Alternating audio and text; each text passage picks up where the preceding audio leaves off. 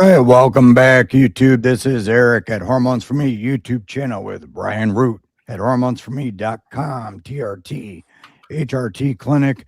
Again, my voice is still kind of a little bit messed up. It comes and goes.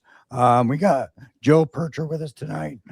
He's going to be talking about PEDs, cycles, prep, all kinds of diet. It's going to be a great show. We've been away for a long time, been super busy. Brandon with us tonight. Of course, Austin is not with us. Unfortunately, Austin is no longer with the company. It's unfortunate that he's not on the show now. It doesn't mean he's not going to be on it again at some point in the future, but he's not going to be on tonight. So it's been a long time, guys. It's great to see everybody here in the chat, and we're super grateful to have Joseph tonight. It's going to be a great show. We're going to have an awesome Q&A. I've already got a bunch of advanced questions. You guys can keep dropping them in the chat. I'll keep flagging those for you. We do have a few topics we're going to get into. We're going to learn about Joe tonight, about what he's doing, his brand, his channel. He just got nominated for Podcast of the Year. His channel is freaking awesome. And of course, Brandon's always a great time. And Ryan, my gosh, I don't think that you and I have actually had a one-on-one talk since Vegas. So how you been, bro? Yeah, yeah, that's good. Good. Yeah, I guess that's true. It's there's a lot of things going on behind the scenes. It's been really busy. I also went to Florida. Like I like to say that getting out at least one time during the winter. I live in New York, so it's, yeah, right. The winters are atrocious. And when getting down, getting the warmer weather, getting into Florida at least one time per winter, it's like a nice reprieve from the cold, right? But it almost makes it worse, because now I get back and now I can't stand the cold even that much more. So I'm just like, this is like, I can't even believe I'm dealing with this. It's like what is 20-degree weather like that? It's crazy. I hate it. We got snow the other day. It was nuts. Yeah. It's been snowing on the ground. It's just crazy. I don't even know why we stay in New York. Why do any of us stay in New York? I thought you were going to DC soon. Yeah, I am. I'm going in a few months, moving to DC, but it's only like 10 degrees cooler or warmer there on average. Right. But yeah, it's been I guess it's been a while. There's a lot going on. It's been busy, but I'm looking forward to this show. Thanks for coming on, guys. Yeah, you and me both. I know, man. No, Austin, I get it, bro. But Matt Mason, I can tell you, Austin's doing just fine. Austin and I are quite close. We're good friends. He's doing coaching. I actually have hired him. He's coaching my wife right now, and so don't worry about Austin. He's got his own thing going on. He's a real smart dude, and he's going to be successful. So literally texting Austin right now. He's doing fine. He is. He's doing fine. I last time I talked to him was Friday. I even texted him tonight, sent him a few things about my wife, and told him I get a hold of him, later in the week or the weekend. But yeah, there's no hard feelings, and I loved Austin on the show. And like I said, perhaps in the future he'll be back. And I'm gonna just blast it on Ryan like I get blasted in meetings, like with, "Hey, guess what? You're coming to Manhattan." Hey, guess what, Ryan? I want to throw a reunion show with Jay and Austin for our last show going over to DM. Wouldn't that be fun? Okay. That's food for thought. Okay. So we'll put that on the table to think about. So, all right, Brandon, how you been, man? Life is good. Very busy. Everyone has realized that they need to refill their medication, or their medication needs to be sent somewhere other than their primary residence as a result of vacation. So we're very busy, but a lot of good stuff. That's right. All right, well, let's hop into this. Ryan, did you want to start off with the FDA regulations before we go ahead and introduce Joe, and then we just jump right into this? After that. Yeah. So I think this is important. I'm going to actually do a separate video on this, but I think that this is really important. The FDA convened. They did an expert panel. The intent of the panel is to actually reduce the restrictions on availability of testosterone for men, on TRT for men. Right now, it's been admitted that the restrictions are stringent, and there's more testosterone can be utilized and for more conditions, especially as things like age-related hypogonadism, which it's actually the FDA does not condone at this time, which is it's all really crazy. It's all really antiquated. The new FDA commissioner is just fantastic, right? He's led the charge to take the black box warning off of testosterone for increased risk of cardiovascular disease. He led the charge to take off the black box warning for women's HRT for increased risk of cancer and blood clots, so that there's no longer a black box warning on women's HRT anymore. He's just doing a phenomenal job, and now he's convening a panel to look at the benefits of testosterone, and he wants to reduce the restrictions. It's just all fantastic, right? Like this is what we've been working for. So right here on the screen, there's a federal register that's open for comment right now. So if you see that green button right there, there's like a little green button on the right of it there. Yeah, submit a public comment. So you can go submit a comment. And essentially what we should do here is I think it's important, right? Like these comments, they actually do read these comments. They actually do, they use them and when they're cleaning up the policy. We saw that when back in, what was it, 2022, I think they were going to increase the restrictions on telemedicine, right? It was going to be harder to get. Right. This is including testosterone. The only reason they pulled that back, they walked that back, is because over 50,000 people commented on one of these federal registers, and that's the reason why they didn't go through with it. And so our comments do help. So let's all go here. We'll put the link in the box. We'll put this link in the box or in the description. Yeah, definitely. And then I'm going to do a separate video on it later, but I think it's important. Let's get to it and let's all sit here. And I think the important thing here is just write in here what hormone replacement therapy has done for you, and as far as sense of well-being and long-term health, right? Made you healthier. You remember when Jared was on? We discussed this, and he made an excellent point. He was saying that because there's such a shortage in providers now, that the telemed is actually taking over because they just don't have the providers. Mm-hmm. That's why they're now giving like lower ranking what is it, not the PAs, even below the PAs can prescribe now, because they're running out of doctors. Like not that many people want to get into the medical field anymore. And we can't blame them, because it's the insurance companies that dictates what they can and can't do as far as their practice. So, private medicine, this decentralized medicine, the only way to go. I totally agree. Like you just allow the people to take their health in their own hands and make the treatments affordable. That's all I'm going to put this link right here in the chat for you guys, and it will be in the description box as well. Good. So I think that's important. Let's all go there, and I'm going to get with some of the other influencers too, and I think we should really push this. As many people, if we can get another 50,000 people to say, yes, we want less restrictions in hormone replacement therapy. We're moving towards. In this panel, they also discussed suggesting to the DEA that they deschedule testosterone, and that's ultimately what we need, right? Like the medical community and the government have utterly failed to adequately address hormone deficiency, right? So we need to be able to take our health in their own hands. These should not be controlled substances. It just they but I don't like, especially Schedule 3. Schedule 3 is, benzos. Schedule 4, you can get 6 months of refills, more addictive than opiates. It's just ass backwards. All right, so Joseph, it is great to have you on the show. I really appreciate it. Yeah, it truly is. Yeah, thanks for having me on, guys. This is awesome. I appreciate it. So what are you, an NPC pro?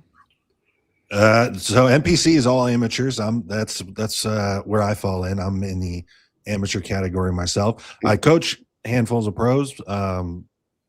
Myself, though, that's probably a pipe dream. I compete and look to maximize my own bodybuilding as much as I can. But a big part of that, besides just like a personal passion project, is I kind of am guinea pigging myself so that I know or can expect how certain things will affect my clients more so than anything. I just have a hard time ever suggesting or recommending something to a client that I haven't done myself.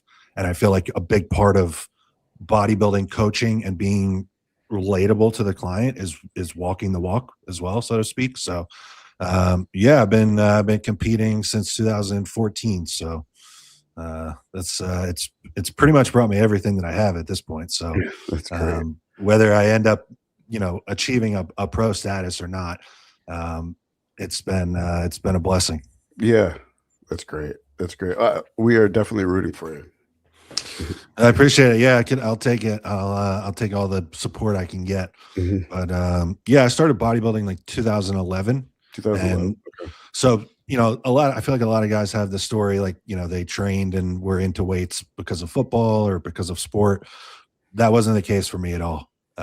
I first day in the gym, it was because I wanted to look like a bodybuilder. And when I do things, I need to feel like I'm all in on it. So I wasn't going to go in without a training plan, a diet, all of that. So day one, I went in with all of that. So I trained for 3 years and, kind of got a foundation under my belt before I ever competed. Then I competed in 2014. People kind of started noticing me and asking for my help around 2016. As a side note, I got a degree in economics, so I'm working, a corporate job the whole time, finance, banking, just doing this as a hobby. And then more people started asking for my help. At that point, I started, charging. Hey, would you give me $50 a month? Would you give me $100 a month? By 2021, I had gotten it to the point that, I could pay my bills and I felt like it was worth taking a shot on it. So I left my job. 2022, I was the first coach that John Jewett hired as part of the J3U business. And then, I was with him for a little bit. He was probably the most influential person in my journey as a coach. I owe a great deal of gratitude and respect to John. So I was with him for a bit. And then eventually I kind of wanted to make a name for myself. I didn't want to always be known as John's guy. And so I, went off, took the business on my own, and that's where I've been ever since. Okay, that's great.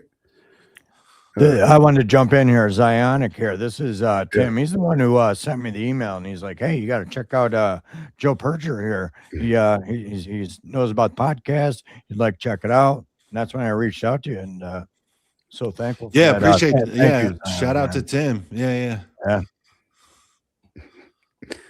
So then what happened? How'd you get into coaching? You know what? It was not. I have always. I love to teach and help people.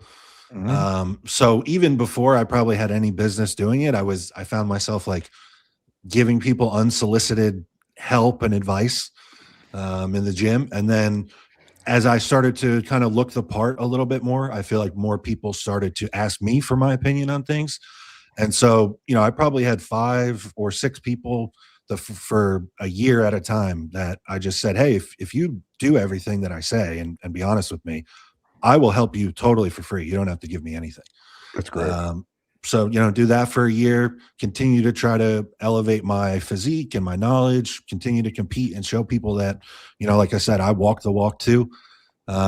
And then, so it was just a gradual thing, man. More, a couple of them, more people ask, and it's, would you give me $50 a month? Would you give me $100 a month? And, at that point it was starting to become something that people did. Like I remember seeing Matt Porter, like that was his full-time job. Skip Hill, like this was something he was doing full-time. And so it was always kind of in the back of my mind, I think subconsciously, like, man, I would love to do this one day. Like I'd love for people to regard me or hold me in such high regard that they would trust me with their process. And so I kind of always just moved with that being kind of the underlying hope or intention. And it just progressed slowly, like anything else, like whether, you're in bodybuilding or anything else. I mean, Ryan, with building businesses and all this, like none of it happens networking. overnight, it's just, it's growing your knowledge, growing your public trust with people. And, eventually you reach a certain level, I guess, where people feel like they can trust you and rely on you. That's great. Did you end up going to the Olympia this year? I didn't go this year. So side note, like I talked about, I have a degree in economics, and so I worked in related jobs for a long time. And in 2018, I left that. I got an opportunity to work for the Animal Pack brand as part of like the Universal Nutrition brand. I'm born and raised in New Jersey, so their headquarters is in New Brunswick. And so I gave up the finance side of life, and I was like, okay, like I'm gonna basically. They were offering me like the lowest level job you could possibly get, and I was like, fuck it, I'll take it. Sorry, I'm not sure if I can. Curse on here, but I was like, you know what? Say that again. I was like, this is my passion. I'm willing to at least take a shot on this, and I started with them, and very quickly, like, rose up the ranks. Part of that is just luck. Like there were people above me that left, and they needed somebody to fill a void, and so I ended up managing the marketing department and the sponsored athletes. So I got to travel the world. I got to go to every expo and show the whole time. Since then, those Vegas trips are a little expensive when it's not on a company's budget. So I haven't made it out there since. I came to the, I guess it was the 23 Olympia when it was in Florida, when it was here in Orlando. But I haven't made it back to Vegas now. But I would love to. I mean, I'm probably a bigger bodybuilding fan than I am any other aspect of it, like including my own bodybuilding. So, I follow it very closely. That's great. There's a few things I love that you said there, and one of them, well, the first thing I'll say is like when you started, like you identified as a bodybuilder, right? And I can relate to that. Like that's what I did. I wanted to look like that, and there's nothing wrong with that. And like especially the medical community, the government is like, no, you can't take these things to build muscles, right? And when like I've gone over this before, but like in the new environment since the Industrial Revolution where calories are superfluous, right? Like food is superfluous, and cardiovascular disease is the #1 cause of death in the United States because there's too much food around, right? Or too much processed, especially high energy processed sugars. So the best way to deal with that, with this new environment where food is everywhere, is muscle mass. It's the most insulin sensitive tissue. It reverses metabolic disorder. It's the best thing to do. We at the government, the medical community is like, you can't build big muscles. We don't want anybody to do this for. It's like a whole bunch of nerds who got picked on by athletes in high school, got together and was like, we don't want big muscles, so they made laws against it. It's pretty crazy, but I appreciate that, right? Like that's exactly what I did. I wanted to look like those guys on TV, and I respected that, and I loved it, and I worked hard to get there. And before hormones, I couldn't even come close. Like I was just, I worked out harder than everybody else around me, and I would put on half the size of everybody around me. And until the day I first took testosterone, like I hyper responded, put on 32 pounds of muscle and 100 pounds on my bench in 5 weeks. It was crazy. Responded, which is probably why I became so passionate about it, right? Like I just blew up. Yeah. And then it makes it that much more fun. Now I look like my work ethic, and I look like I want to look like so I understand like just identifying as a bodybuilder. 100%, man. Because like you said, I was the last person that was put on earth to look like a bodybuilder. Yeah. At the time I guess I've shrunk from compressing my spine over all the years. But in high school, I measured at 6 feet tall, and on my first day in the gym, I remember writing in my logbook that I was 143 pounds. So I was not meant to bodybuild, right? And it was like I was so desperate to look like that, and I had done things prior, like, funny enough, you might be able to relate, but, sold drugs, and I was the party guy and all this stuff. I did these negative attention seeking things because I wanted a level of respect. Right. Yeah. And then, bodybuilding was the first thing that I found where I was like, you know what, I can build a physique, and without saying anything or without someone knowing anything else about me, this will garner respect and bring me confidence. Mhm. So that was really all of it. I just wanted to look the part. Like I really just wanted to be big and strong. And as I got into competing, there's a criteria, and conditioning is part of that, shape is part of that. But for me, of course, I would love to achieve the status of a pro bodybuilder. Like I would be lying if I said that wasn't something I was after. But the ultimate goal is really to just be huge. Like that's from day one. I've just wanted to be as big as possible, just be as big and muscular as possible. That's what I always did. I used to say, I want to look like I have a water hose shoved up my ass. I don't care. I just want to be big. Big. Ryan is shockingly large. It was, except he skips leg day. You can see it though, and it's like it doesn't always translate with people on screens or whatever. But that was why I had asked you if you competed, because I could see it. Oh yeah, when you see him in person, Ryan, what do you have? 20-inch arms? Yeah. I don't know right now. I've had they've been that big before. He's all traps, no neck. Yeah. 20 is nice. 20 is a nice milestone for arms. That's good. Yeah. Yeah. Got nothing to do with the Dbol. Dbol is fantastic. Like I know like a lot of the bodybuilding community shits on Dbol. Again, like it's one of the best selling steroids of all time for a reason. Like it's not for everybody. It's in the right context for the right person, it can just be one of the most phenomenal. Yeah, I could imagine if you could tolerate it real well and you respond like you do. Right. I'd be taking Dbol all the time, but I break out like crazy. Yeah, right. So if you're susceptible to acne, if you're susceptible to bloating, to water retention, then if you can eat on it, it's great. Yeah, if you do well with high estrogen, which a lot of guys do well with high estrogen, I mean, when I say high estrogen, I don't mean like, 150. I mean, like a lot of guys do well, like 80 to 100 estrogen. And if you do well on like a higher level of estrogen, if you're not, let me put it this way, if you're not super sensitive to estrogen, right? If it doesn't make you bloat, if you don't get really bad estrogenic side effects, then, and you're not prone to acne, too prone to acne, then Dbol will probably work for you. And you've never been it's fun. Stronger. You've never been bigger. With the change in availability for a lot of compounds, I mean, even within the last couple months, I've definitely noticed like people are speaking more positively about Dbol simply because they're revisiting it. For a long time, it was written off, but I think so is EQ for a lot of people. EQ is the first thing that came to mind when you said that. Yes. And like there are people talking about, what if you crash your E2 with EQ? The most obvious like next step is, I mean, unless you happen to have injectable estradiol, and then people fight about that. But yeah, I know, right? Could you imagine? Man, I wouldn't be able to eat on that. I wouldn't be able to eat. Well, and that's the other thing. You got 4 weeks on that. What you don't understand is that, like a lot of those orals will suppress your appetite. So if you want to talk about getting big and lean, like you can't eat. You can't eat. Like you were saying, though, I think that's a good comment that you noted about higher E2.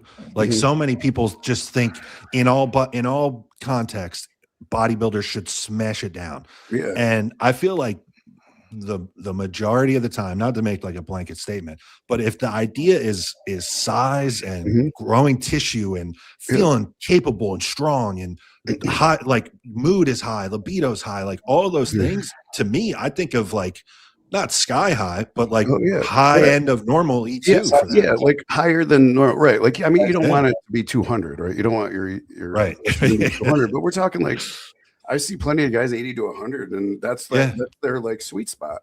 Like, and when we want to talk, here's a tip for everybody. Here's a tip for everybody out there. IGF, IGF anabolic pathways work on estrogen, right? So when you have Dbol that converts to a methylated estradiol, very potent form of estrogen, they work really well together. Take some HGH and Dbol together, and you'll notice anabolism that surpasses HGH alone and Dbol alone. You have the synergistic effect with it. Again, you got to be able to do well with the E2. But it's a great synergistic effect. Yeah, I kind of wanted to move into now so we can get Brandon here talking with Joseph about this. Is far as not only just off-season training, but just dieting, nutrition, training variations, gear, cycle designs, things of that sort. I think that'd be great. So currently, obviously, you're on off-season, right, Joseph? Yeah, I'm full blown off season. Yeah. So would you mind talking about that? Like, what's the difference Yeah. in your training now compared to what you would be when you're in a prep cutting phase? And please, Brandon, jump in whenever you'd like, because this is your wheelhouse. You're a coach as well, and this would be a great conversation. Yeah, training wise, I mean, it's when you're for me, like when I'm full blown off season, so like PEDs are high, food is very high, no aromatase inhibitor, like we talked about, like you know, sleep has as I've matured as a bodybuilder, it's a priority all year. So like putting all this on the table, recovery is very high. So this is a time where I'm trying to put on new muscle tissue. I think that's the most difficult part of bodybuilding. Stripping body fat off is relatively simple. It's not easy, but it's simple. It doesn't take much compared to putting on new muscle tissue. So with all that said, that's where I'm really trying to push the envelope with intensity. And I kind of use the term progressive stimulus to try to get people away from thinking about Overload. just weight on the bar all the time. But that's how I think about it. Like today, for example, I went in and I have like a back workout. And last week I had done 2 sets of all my main things and I recovered. Performance went up. Everything is great. This week, my body weight is up. Sleep is good. I added a set to 2 of my main movements to parts of my back that I'm trying to really improve. So, whereas on the flip side of that in prep, especially for me, like I talked about, I'm a taller, kind of leaner guy naturally. So when I am very lean, my stability kind of goes out the window a little bit. So I am not, I'm training hard, but I'm not pushing the envelope like to test my limits in prep. I'm just trying to do what is needed to hold the tissue as I pull the body fat off. So I feel like I'm super long-winded, so I could talk for 40 minutes. No, that's great. That's good information. No, it makes a lot of sense. And I think we're a lot of more, I don't want to say casual because it's going to offend people. They're like, I'm not casual. I train hard. Okay. If you don't compete, the misconception that the average gym bro might have is that, oh, you know, bulking's easy. You just eat everything in sight. Cutting's hard. You have to starve yourself. And it's like, no, a properly run off season is basically very slightly above maintenance. And you are trying to accrue as little fat as possible while advancing your, however you want to track progression, because people are going to fight about that. But you are somehow getting stronger or moving more weights, more reps, more whatever you want to track. And that's the other thing people miss. It's like, especially if you're newer to it, an off season needs to be closer to 6 months than like a few weeks. Some people are like, oh, blast for 4 or 5, 6 weeks, but that's what muscle are you building? It's useless, honestly. Yeah, it's like, and there are people, probably not a ton on this channel because they are better informed than the average, but there are definitely people that hear that and they go, oh, wait, what? Yeah, to your point, I think bodybuilding, I mean, it says it right in it. Like you should be spending the majority of your time in that type of surplus growing environment. Like no one makes big changes one year to another. If we're talking about people that are competing, like if I'm competing in July and then next year I'm planning on competing in July, if I want to be 10 pounds of stage weight up, like 8 or 9 of those months need to be, and this is maybe a little bit different from what you said. I don't hesitate to push a bigger surplus. Like if like for me, or if I have clients that have already shown me they can get peeled for a show, they're willing physically and mentally to do what's required. They have a longer runway or a bigger leash. Like I'm going to push the envelope and get as much size as I can out of you. And if we need to pull a little bit more body fat off, then so be it. We'll do it. But if it comes, you know, if more size comes with that, I don't want to ever leave size on the table, so to speak. Yeah, it makes sense. And my statement on that is more towards past a certain point. Like once we reach the point of insulin resistance, like I think we're getting sloppy with it. Was your I think you're coming from the perspective these people are already starting, if not stage lean, like pretty close to single digit body fat, where 100%. Yeah. so the average person doesn't know that, right? They're thinking like, Yeah. I can see my abs, I can bulk. No, brother, Yeah. you need to cut for 3 months, then you can bulk. Maybe. Every single, you probably see this too. Every single guy, 98% of new guys that sign up and they say, man, I want to be big, dude. I want to get 15 pounds of muscle on in the next year. Almost always it's okay. Well, then we're just going to spend this next 6 weeks dieting your ass off to get ready to do this because you're nowhere near this right now. And like, you know, it's funny because I see a very particular demographic, but then sometimes I'm in forums or whatever the case is, or, you know, I get comments on YouTube or Instagram from more of the gym bro, like not to put anybody down, but just it's a different mindset. Those guys, like you said, they have no idea. They'll diet and lose 15 pounds. And so then like the lower two abs come in. And then they're sending me messages like, man, I pulled this 15 pounds off. Like, what do you think? Is it time to start the bulk? And I'm like, you got another 30 pounds to pull off before you start. This is so funny because the last time we streamed, which was like, I don't even know, weeks ago at this point, when Amy was on with Brandon, and or maybe no, it was when we were talking about the fat loss protocol. And you're like, yeah, the average gym bro is like, I want to lose 15 pounds. And you lost 15 pounds. You're like, oh shit, I got a long ways to go.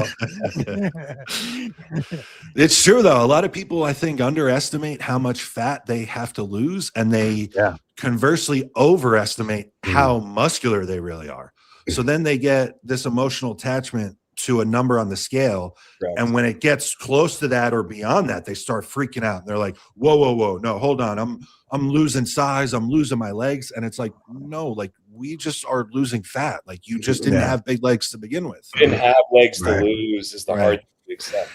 Right. That's what Paul Barnett always says to all bodybuilders is like, most people are fatter than they think. Oh, I'm sure. Yeah. Just think of the visceral fat. I will say this, that is true for everyone other than a competitive bodybuilder that's 4 weeks out. Because most of the time we're ready, damn near ready to go, and we're looking at the pictures and it's like, I'm fucking fat. This sucks. I look like shit. Yeah. Yeah, Amy knows. Yeah. Amy would know better than all of us, right? She's probably competed more than anybody. 100%. That's a great competitor's perspective. Yeah. All right. So yeah, what's your diet like right now and your nutrition as far as like calorie intake?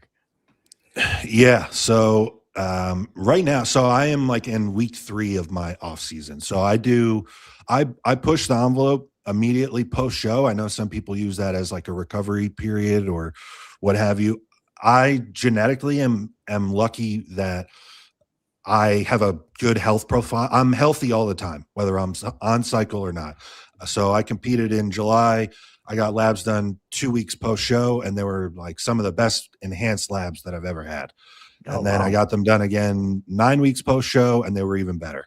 So with all that said, so I treat like the first 10 weeks immediately after a show like a contest prep in terms of adherence, but in reverse, where I'm just trying to shove as much diet food as possible. And then I have like a cruise period where it's like 6 to 8 weeks, and everything is dialed back. Food is dialed back. It's almost a chance to kind of reset from a body fat perspective and set up this next push. And then so I'm 3 weeks into that. So I'm nowhere near where the food is going to be. But like in general, what I like for most enhanced males, pursuing size and with the idea of minimizing body fat, all that, I have found that moderate to high protein, very high carbohydrate, and like low to sometimes moderate dietary fat is the approach. I know for me personally, if you're just asking about me, that is the go-to approach. I don't do well with tons of fats, and I know some guys that swear by it. They say they feel better in the gym, they feel more capable, whatever. My training goes to shit, and my look immediately goes to shit. If I'm high fats, high added fats, I just don't do well with it. Where on the flip side, like my peak off-season diet, I reached like low 280s in pretty decent shape, and the peak totals, I was just looking at this today, was 450 protein, 1220 carb, and like 60 grams of fat. And that was like the most muscular that I've ever been in terms of like the size and you said what body that 280. it was. 280. Yeah, it was 282. Yeah. Wow, that is heavy. Wow. Yeah. So you're a tall guy. And to your point, dude, that's like the most uncomfortable part of bodybuilding. That's the most challenging part of bodybuilding is putting on that size. Like it's not, that's I outlined what I'm going to do for this upcoming, off season or bulk, whatever you want to call it. I have it scheduled for 18 or 20 weeks. I have 3 different situations that I'm going to eat off plan. I'm going to eat off plan with my family on Christmas. I'm going to take my girlfriend to dinner on Valentine's Day, and then my birthday is in April. And other than that, it's like I'm in contest prep, but in reverse. Like that's what people don't seem to understand about. Like it's not pizza and Ben and Jerry's to get to 280 because it'll look terrible. The food is very high, but it's not the food you think you're going to be getting. It is just a lot of take your contest prep diet and like add a lot more to it. Triple it. Yeah. Yeah. It's clean food where, and that's what the mind fuck is. It's like, at least when you're in a fat loss phase, whether you're a gym bro doing fat loss phase or contest prep, there's weekly scale drops that are pretty significant. So you get motivated. And at a certain point, you see the mirror and like, who cares what the scale says? Like you look better and better every single time you wake up. Yep. Where what's there to get you psyched in the off season? It's got to be the training. I see the logbook. It's got to be the logbook. I see your point. It can be demoralizing almost, so that you just look the same and almost from a body fat perspective worse. Like your actual shape looks worse because it just isn't partitioned, as well as when you're super lean. So it's got to be the training. Like that's the number one thing that I enjoy the most. And I think the guys that lean into that, especially in the off season, I like to say this all the time, champions are made in the off season. Yeah. But what's remarkable is the diversity and individualization of these diets, especially the diets like you're describing. You just see like so many people, just like everything, right? Everybody is so different. So have you seen anybody who really just actually didn't do well on a lot of carbohydrates? For sure.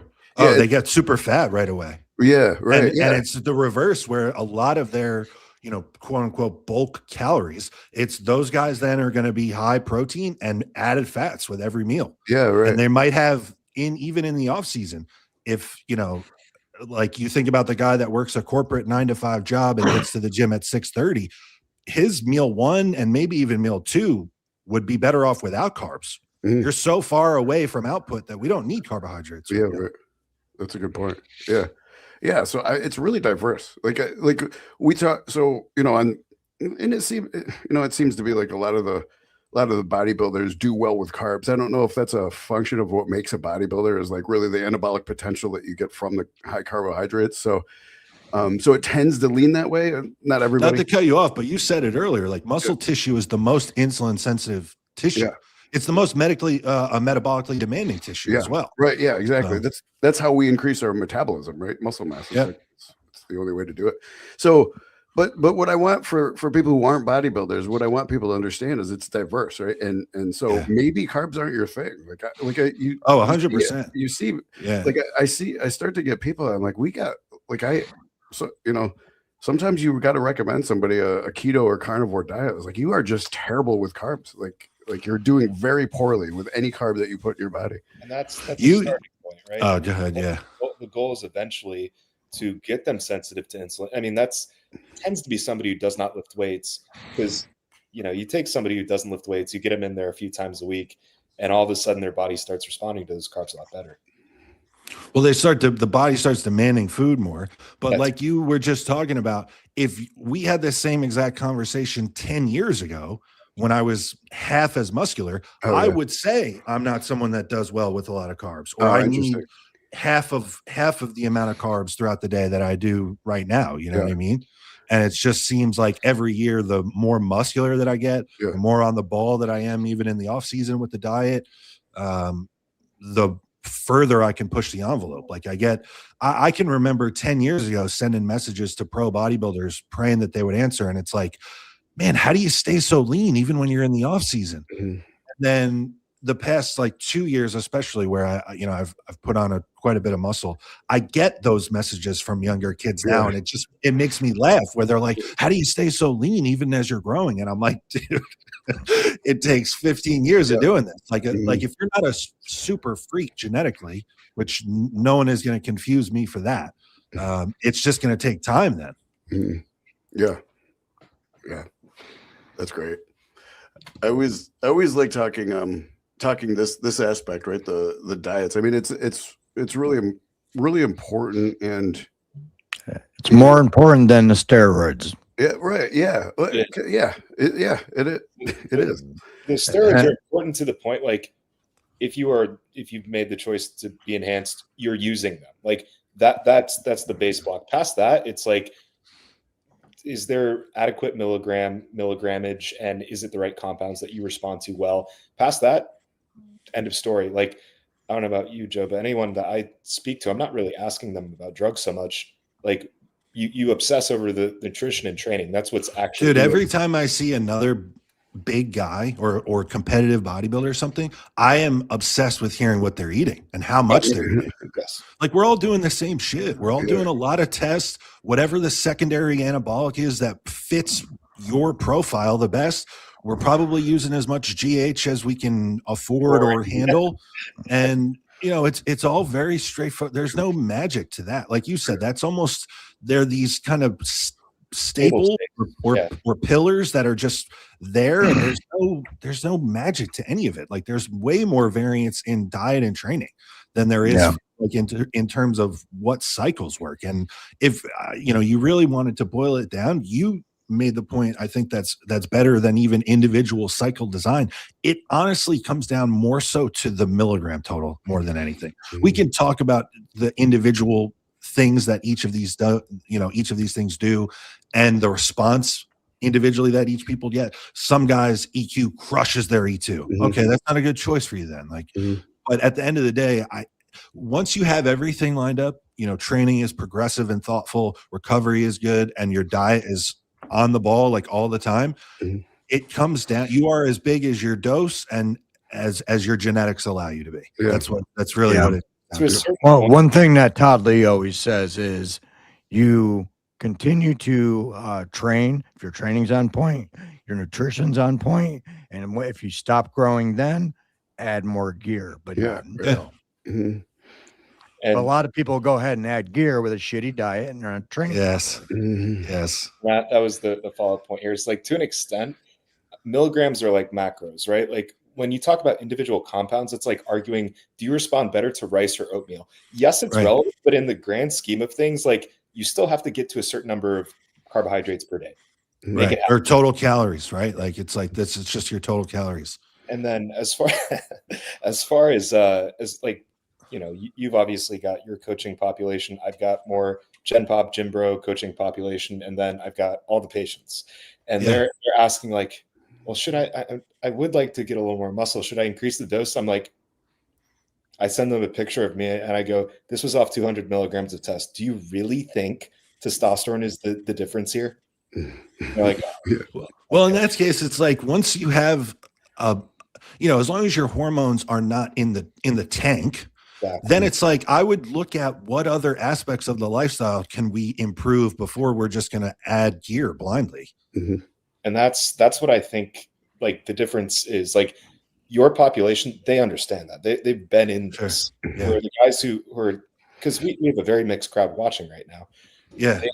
A lot of them are kind of waiting for that holy grail compound or the right milligram combination or whatever. If they find it, tell them to send it to me, dude, because I'm still waiting on it. They're all looking for it. So it's like, how many hours of sleep did you?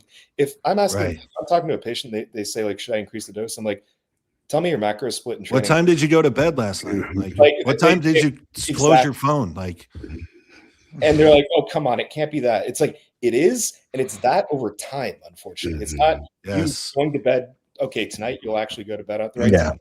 Can you do it for weeks, months, years? Can you do it even broken down? Like, Micro broke it down. I had this conversation with a client the other day. He's like, yeah, generally my sleep is really good. I don't know what the missing link is. I'm like, bro, you check in with me Sunday at 2 p.m. So that's telling me that you stayed up until 4 a.m. that night. Like, if Monday through Friday your sleep is good, and then it's a total, toss up on the weekends because now this is your free time. No, you don't have a good sleep schedule. It's a good point. Very good points. All right, yeah. Excuse me, Joseph, I wanted to ask you, do you use orals? What are some of your favorite orals? When do you deploy them? Pre-workout, or do you actually run an oral cycle? And then we're going to get into are orals truly liver toxic after we hear from you. Yeah, that'll be something I'm ready to take notes on that. I saw that Ryan is super well versed in that. So in terms of like the clinical side of it, I just am familiar with the conventional wisdom of what has been passed along through bodybuilding. Now in real life, like, do I use orals or do I like orals? Yeah, they're a tool like anything else that have a place. I think a large part of it is cosmetic, meaning it's just going to change how you look in the short term for the time that you are on that oral. So pre-contest, I think. Yeah. What do you use and when, out of curiosity? Yeah, so I have orals as a staple pre-contest, but not until really the very end. For me, I don't need them at 12 weeks out. I don't even need them at 8 weeks out. Last 6 weeks. 6 weeks, 4 weeks even. Yeah. You know, like, I mean, oral, you'll peak off of most orals in 2 weeks. 10 days. Yeah. So same thing, even, not to get too far off topic, but ideally, like, tren would be the same thing. Like 4 to 6 weeks. Like, let's minimize how shitty your sleep is the whole time and just bring this in when we need it. But yeah, like pre-contest, honestly, 4 weeks. And I'm not trying to sound like I'm one of these holy rollers or Mr. Health or anything. Like, I do what is required to bring the best look. And I just think that you don't need much more than 4 weeks. I like running right onto the stage. Yeah, the morning of, See, like 2 hours before. A lot of people don't do that, and I think that's a mistake. I think that they're so depending on how you I think react, you're missing out on it. Yeah. Depending on how you react. Now, I've seen people blow it off of oxandrolone before, so it's just you, right? Do you personally, how do you react to these orals? Like, do you retain too much water on them? Because it's not only estrogen that causes water retention. The androgens themselves will cause water retention. It depends on the person. Everybody's different, right? So, but if you don't retain water off of Winstrol, Anavar, then just run it right on the stage. That's it. Run it 2 hours before prejudging. You're going to look hard as nails if you did everything else. Yeah. For me personally, I get like a pretty straightforward effect from everything. I also like send all my underground stuff out to be tested and verified. So like, have there been people that I put in Winstrol at 4 weeks out and then they gained 9 pounds in 2 days? And it's like, whoa, dude, take that out. Like, that's not right. But like right before contest, 4 weeks out, I like DHC derivatives, right? So I like Winstrol, I like Proviron, and then maybe a week out, I like Superdrol, depending on how the person responds. It's with something like that, you want to put it in. You probably want to test it with someone either in the off season or earlier in the diet, because some people I've seen just get wacky responses to that. But yeah, just like, it's but like the hardeners, I think of DHT drugs as making you harder, right? Yeah. And then, so, again, if we would have had this conversation 4 years ago, I would have said orals have no place for a bodybuilder in the off season. I've come around on that. I started with the very old school approach that 500 mgs a test and 50 mgs of Dbol a day was the off season. And then, especially working with John and kind of learning his methods, he's a little bit more like thoughtful or safer use. So then in that era of my coaching and bodybuilding, it was like no need. And then I've kind of come back around, and I like to think that my bag of tricks is just more wide and thoughtful at this point. So, I mean, even for me personally right now, I am taking Anadrol to kind of, bro term, but to kickstart my cycle. But as, just something different, something I've noticed for me in real life, I attempted the same thing at the same time period last year at the start of my off-season cycle, same batch of product, same milligram total of the product. Last year, I tried taking it pre-workout and I got 3 days into it and I couldn't look at my food. So this I year, know that feeling. Oh my gosh. it's the worst, right? Like it's a sickly feeling. Yeah. This year, I'm like, you know what? I want to try this. Let me try something different. So what I do is I take thyroid medication. I take T4. And so I set that like on my nightstand. And so I take that in the middle of the night. I'll go to bed at 9 and I wake up at, say 12:30, whatever. I take my thyroid. That's when I take my GH. And then I put in 25 milligrams of Winstrol then. So I take it kind of in the middle of the night. It has been killer, dude. Let me just tell you. Yes, it has been killer. I train early in the day too. So it's not like I'm training at 5 p.m. or something. I usually train after a meal or two. And so I have noticed I get everything that I want out of it in the gym when I'm training. And then I'm hungry and prepared for my food all day. This is something I wanted to ask since you're a bodybuilder. I've always wondered, do bodybuilders typically utilize ghrelin agonists? Yeah. I was just going to say that. Use GHRP6. Is that like GHRP6? Yeah, use GHRP6 when you have that. Or MK677, whatever. So the MK, I guess you could run. I've seen research and I've heard Dr. Scott talk about using like almost microdoses compared to what like the average research lab would sell. Like I think you can get it in 25 or 50 milligram usually. But I have heard that people will use 5 milligrams, for example, something like that. And that makes sense to me. I have no experience doing that. In my experience, the MK that trials that I have, I just held tons of water. My, waking blood sugars were 110, like on a not appropriate amount of food for that much. It would make you ravenous. The GHRP6s or GHRP6, I should say, I have seen bring a crazy appetite effect to people. For me personally, I tried it last year when I was on that food total that I told you guys about prior. And you know what? I don't know if I wasn't timing it right, or maybe I didn't test that batch of products. So I don't know if it was bunk or what, but I didn't get much from it. So yeah. Interesting. I mean, I would. It sounds great on paper. If you don't get ravenous off of GHRP6, I would question the authenticity.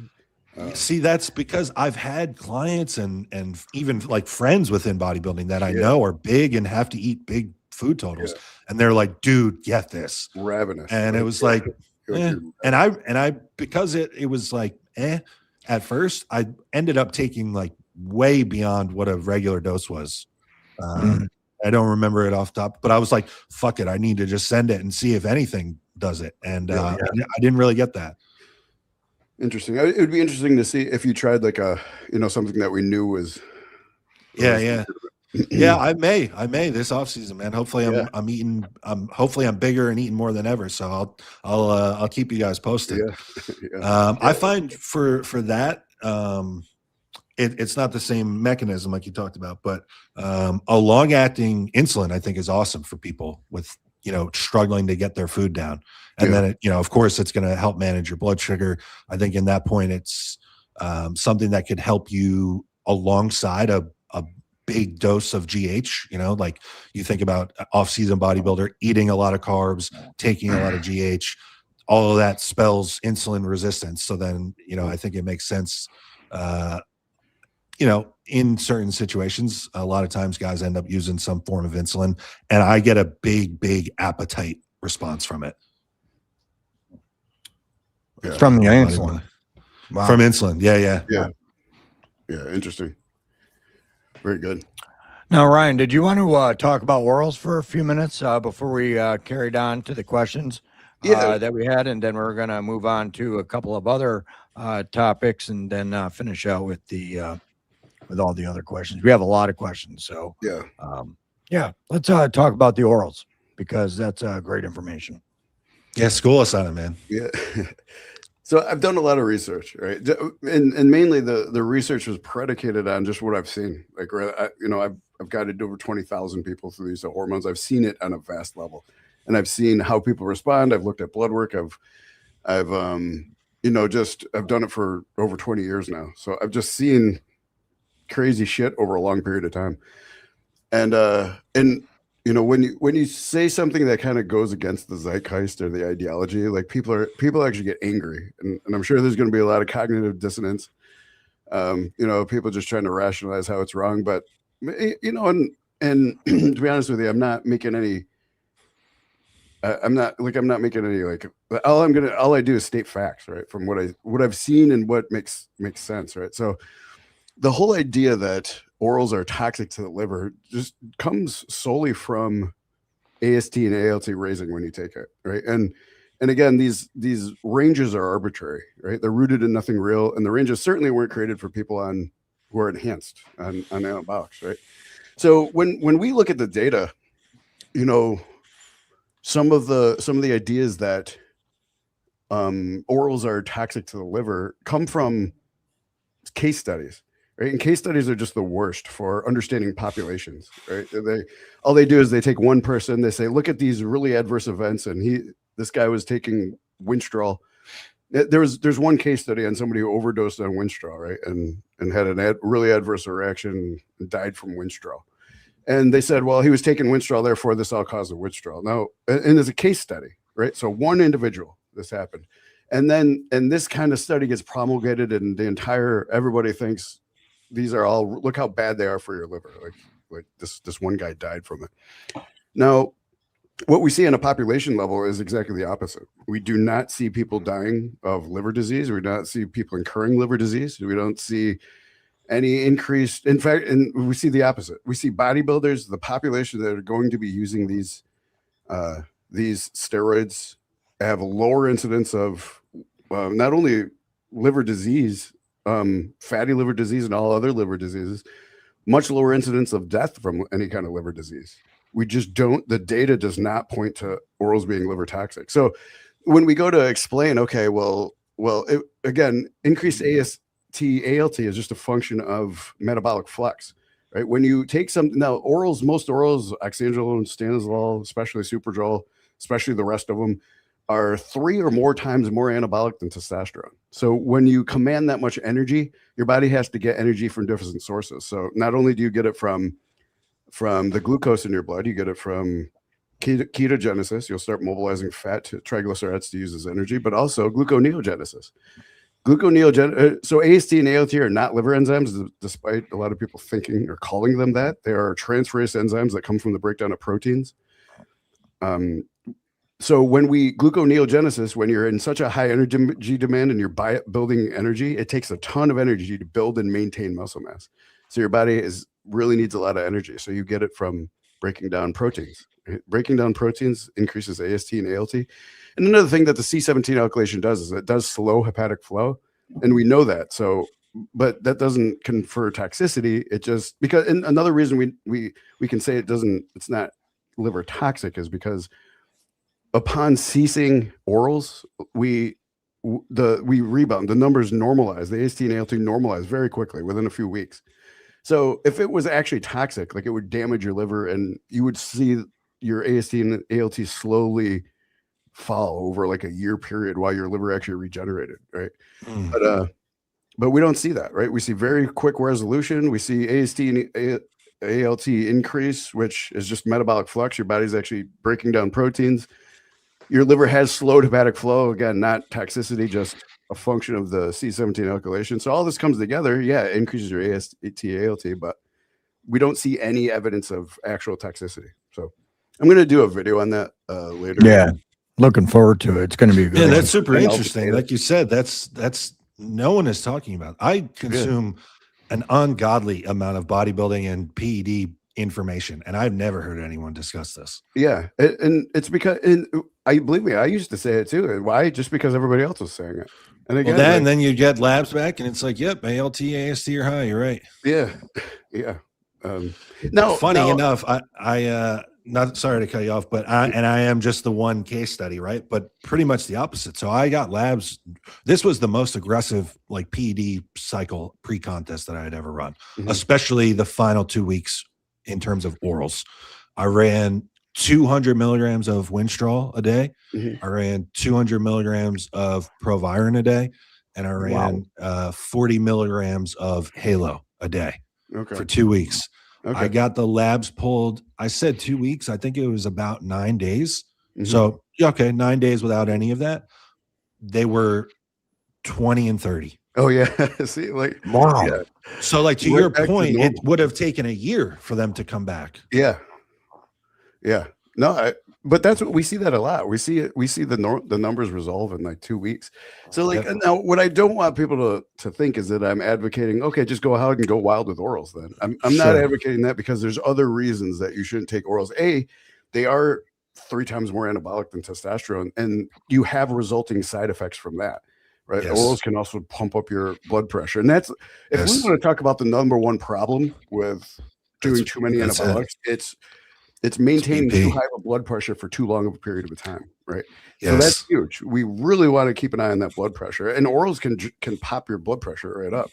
Not Yep. liver toxic, but and for other reasons. And also orals are, we know androgens in general reduce the cortisol response, whether it be the transcription of the transcription of cortisol binding to its receptor, the glucocorticoid receptor, and it may just inhibit cortisol binding to the receptor itself, but it inhibits cortisol, and low cortisol agonization can actually cause problems like fatigue and lethargy, and that can cause problems too. So like taking orals for too long is still a problem, and I don't think we should change the way we do it, but just the science of it's not necessarily bad. Yeah.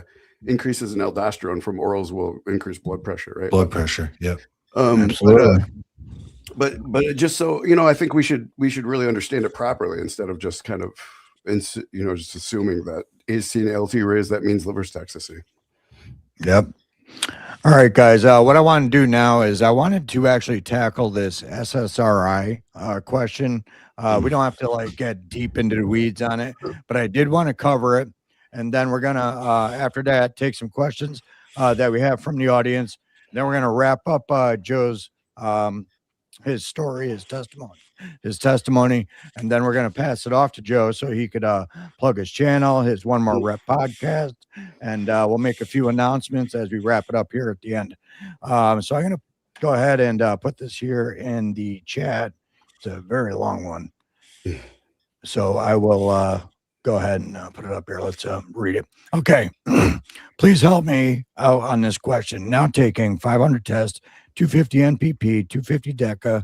The thing is that I also use an SSRI for the psyche, anxiety, and OCD. With this medicine, I am now healthy. Occasionally, I add a little Primo, Masteron, etc. Not in large doses. I have come across articles lately that claim that anabolic androgenic steroids downregulates the serotonin receptors in the brain.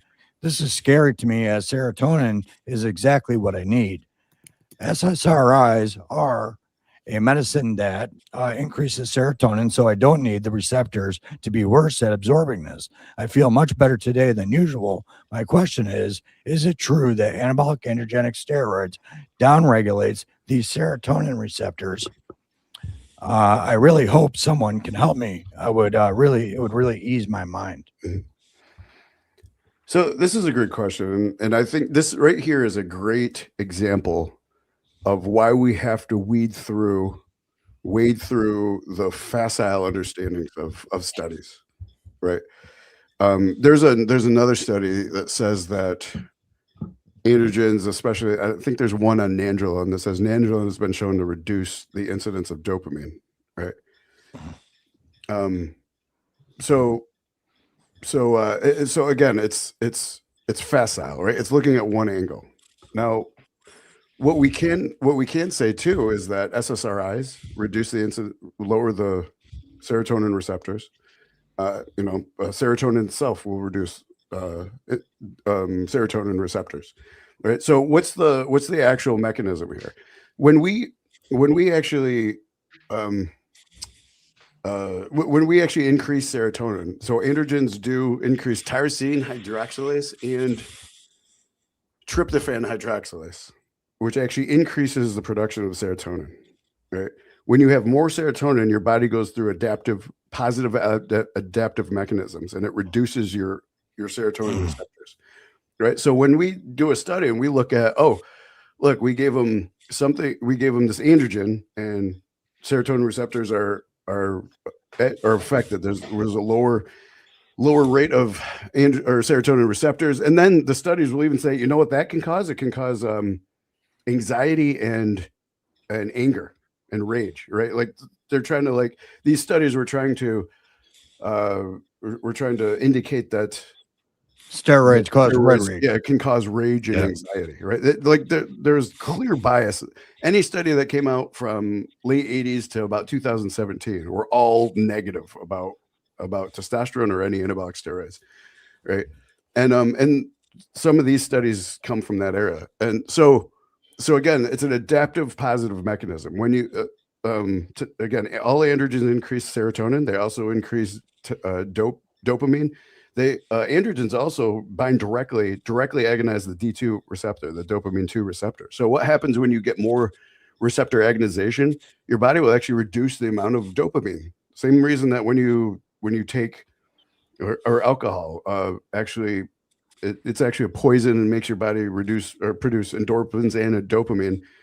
And then the next day, that's part of your hangover, right? Is low neurotransmitter production, lower dopamine production.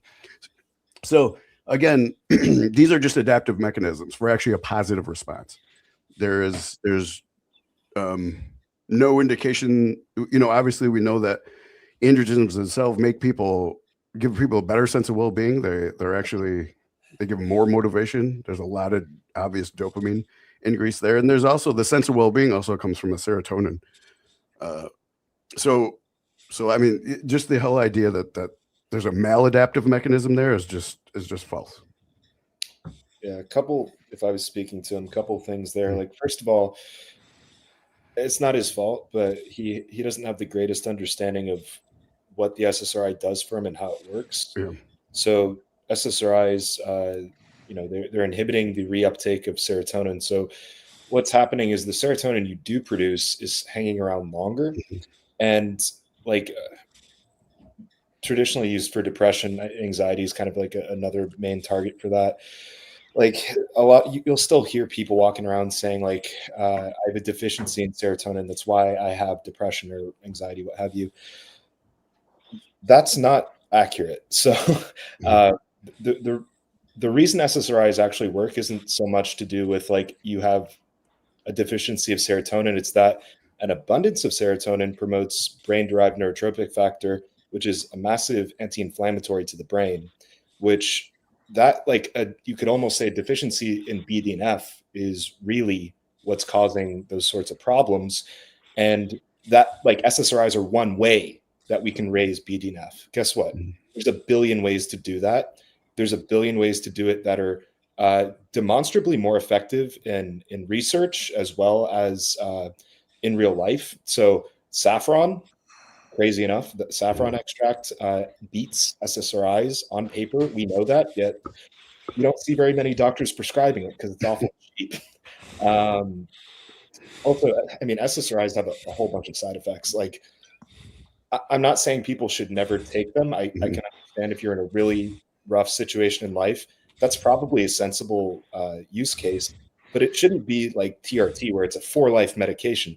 It should be used within the bounds of a context with a plan to come off with lifestyle interventions, with other supporting supplementation, with therapy, what have you, not just, okay, this is another subscriber for life, because SSRIs are highly indicated to a number of really concerning behaviors. Suicide is one of them, not to mention homicide. So again, wow, I didn't know that. I'm not going to comment on researching exactly what all pretty much every. Oh, that's fine. No, it's fine. Yeah. Anyways, but for him, like, he might be, oh God, I'm on a SSRI now. I'm really scared. No, don't worry, man. You haven't been like, however bad life is right now is how bad it is. It's not going to get worse. Like with the context of the drugs that you're using, the answer is there's no easy answer because this is polypharmacy. There's absolutely no studies that have humans or rats as far as I've just looked at some of the studies that were done on hamsters, adolescent hamsters, mind you. Test nandrolone, NPP and DECA, man. We got to talk about cycle design. Anyways, Primo masteron. Like, you're throwing the kitchen sink at it. Like, no, there's Yeah, no, why would you run NPP and DECA? that would be one of my first questions to this person. But the point is, like, there's no really straightforward answer here. And by the way, estrogen has a direct effect on serotonin. Low estrogen can be a negative factor here too. So there's no straight answer, but you shouldn't really be scared. What you should be doing is asking, do I know why I'm taking what I'm taking? Can I explain to somebody else my rationale, and does it actually make sense? And respectfully, I would say that you probably aren't in that situation. So you should find somebody who is qualified to, like, have that conversation with, and have that conversation with them. Get outside help. Yeah, wait till you hear the other question that he has here. Joseph, Ryan, did you have anything to add? That's a little bit outside of my scope, but just from a bro perspective, in general, if this is someone that's dealing with mental health issues that require medications, a combination of long and short acting 19-nor is probably not the first choice that I would make. Right. Axon GABA receptors. Which sometimes helps for a lot of people. Actually, I find that nandrolone actually calms me down. Oh, yeah. I do great with it. I feel like I'm a smooth customer with it, but it's like, if that doesn't seem to be the case for this guy. It's not for everybody. No, I've heard that, but I was afraid to try nandrolone because when I was learning about anabolics, watching different YouTube channels, everybody I watch are like depression in a bottle, depression, your dick's not going to work, all this different stuff. That too. Yeah. You're not going to be able to get it up. I find the opposite, dude. Oh yeah. Yeah. I did a podcast with Dave Lee. Dave Lee is a psychotherapist. He did a great job on that. Yeah. And he interestingly enough, Dave Lee, he abandoned the profession because he didn't like that they were just prescribing these things and that he thought were actually kind of harmful long term. And he saw that hormone replacement therapy was just significantly better and a better foundation. So he's now owns a hormone replacement therapy clinic in Europe. So but he's brilliant, right? And it's so much fun to talk to him. And on the podcast, we talked about this. We talked about use of SSRIs. And I thought his response was great. I don't think you could really put it better than the way he put it. That if there is a small percentage of the population who, whether they have maybe some sort of terrible either endogenous deficiency or that they have such terrible PTSD that SSRIs really do help them function normally in society, right? And if that's you, then fine. Yeah, use that SSRI, function normally. And some people do better with it.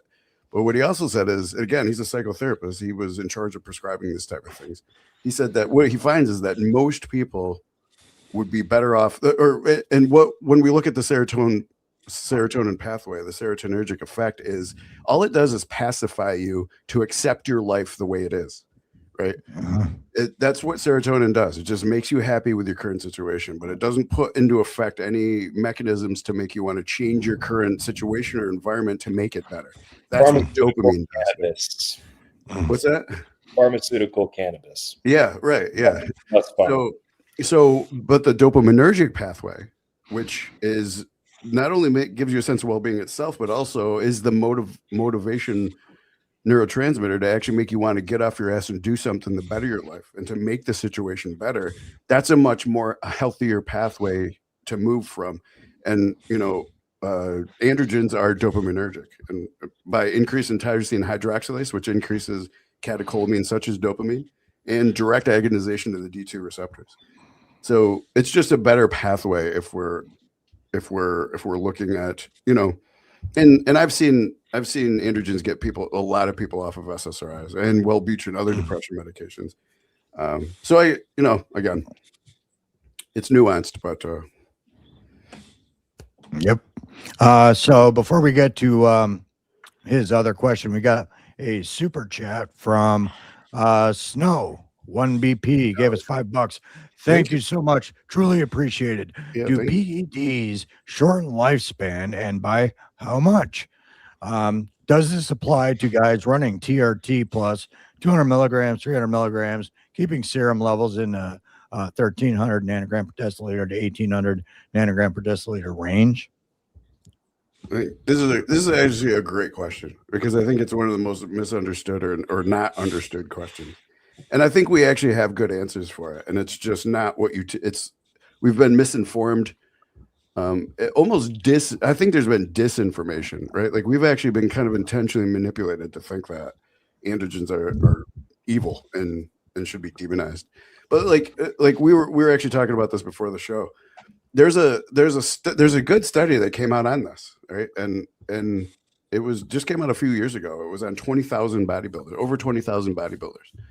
And it really took here's the problem. It took a lot of the data. It followed all these bodybuilders and tried to figure out all the deaths and the reasons for all the deaths. It's great data. The problem is that they just didn't interpret the data properly. And they didn't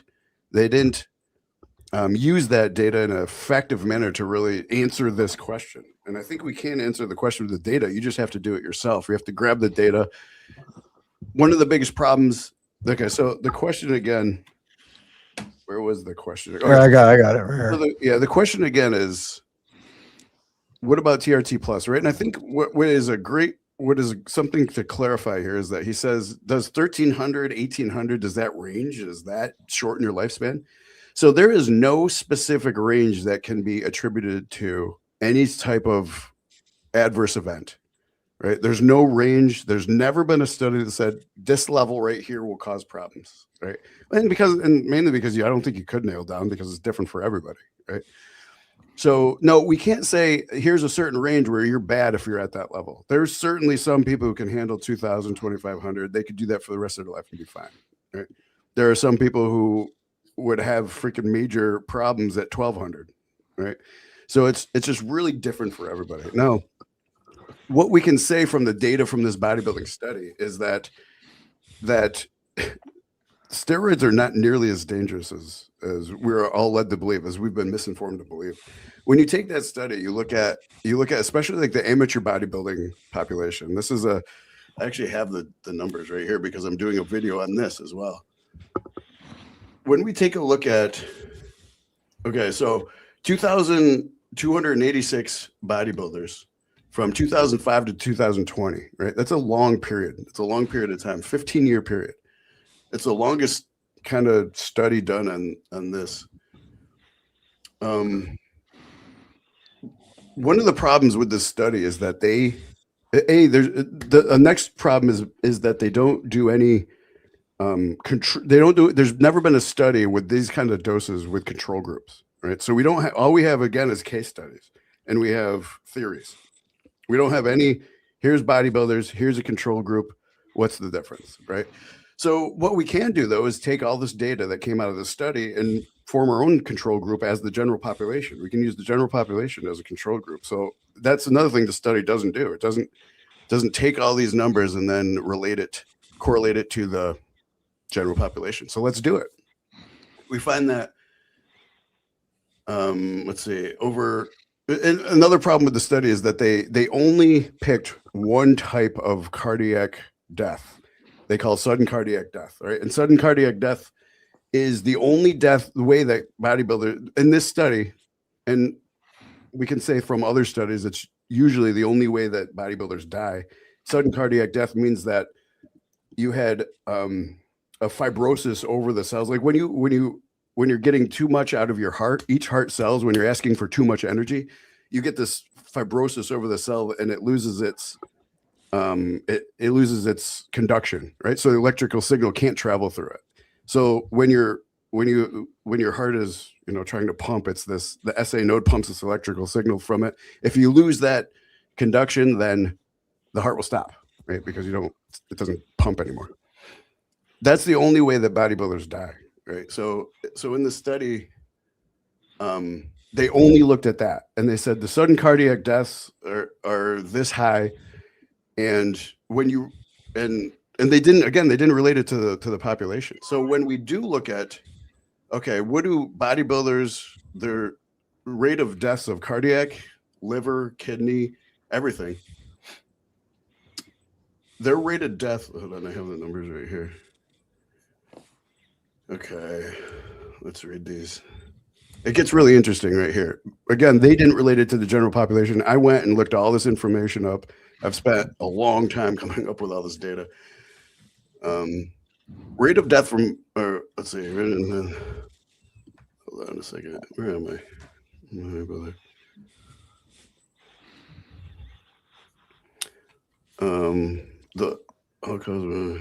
Okay, rate of cardiovascular death in amateur bodybuilders is about 11 out of 100,000 per year at an average of about 45 years. When we resolve that with the general population, right, the population from an age range of 45 to 54, the estimated heart disease death rate is approximately 90.6 out of 100,000. That's insane, right? 11. This is amateur bodybuilders. This is a subset of the population that abuses anabolic steroids. 11 out of 100,000. General population is 90 out of 100,000. There is. And again, even both of those numbers are statistically insignificant. Yeah, but what we're saying, what isn't statistically significant is the obvious cardiac Right. protective nature of being an amateur bodybuilder, even using abusive doses. Right. So what I would be remiss if I didn't say this, that professional bodybuilders do have a higher rate of death, cardiovascular death than the general population. Let's see the rate. Let's see. It's right here. The rate of death from the rate of all-cause mortality. Shit. The numbers here. The rate of death from professional bodybuilders is higher than the general population. Now, when we look at things like all-cause mortality, bodybuilders really only die because of this sudden cardiac death. They don't die from other reasons. So the all-cause mortality, look at this from the let's see, the amateur general population, the average rate of all-cause mortality in professional bodybuilders is 317 deaths per 100,000. The average all-cause mortality, this is death from anything, in the general population is 324 deaths. So that's about the same, right? Bodybuilders die at the same rate as the general population, right? But Wow. And again, this is the professional level. And Joe, we talked about this before the show, right? Like, what is the difference? Like, what's the difference? Why is amateur bodybuilding actually cardioprotective? There's a lot less deaths. There's significantly lower deaths. There's a 5 to 9 lower death rate in amateur bodybuilders than the general population. Like the bodybuilding lifestyle for amateurs is cardioprotective, or I mean, it's very protective. I don't know why I can't find these numbers right now. Well, why don't we move along to some questions here? Yeah. Because we're at an hour and a half now, and we got a lot of questions. We're going to do a lightning round, and we're going to let Joe finish up after we do this one question here. This goes back to the SSRI guy, and here's his current situation, all right? I'm actually going to put this up on the stage as I read it so everybody can see it.